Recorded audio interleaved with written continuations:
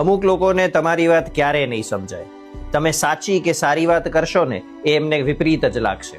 કૃષ્ણ એવું કહે છે કે સર્વથાન વિપરીતાંચ બુદ્ધિ સા પાર્થ તામસી, એટલે કે આવા લોકોને અધર્મમાં જ ધર્મ દેખાય છે. ખોટું બોલવું કે ચીટિંગ કરવી એ એમના માટે પ્રેક્ટિકલ અને સ્ટ્રીટ સ્માર્ટ છે.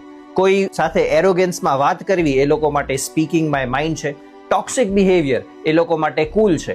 અને કોઈનો પણ વિચાર ન કરવો, સ્વનો જ વિચાર કરવો એ લોકો માટે ઇન્ડિવિજ્યુઅલ ફ્રીડમ છે. અને આવા લોકોને જ્યારે તમે સમજાવવા જાશો ને તો એ લોકો તમને ખૂબ આદર્શવાદીના લેબલમાં મૂકી દેશે.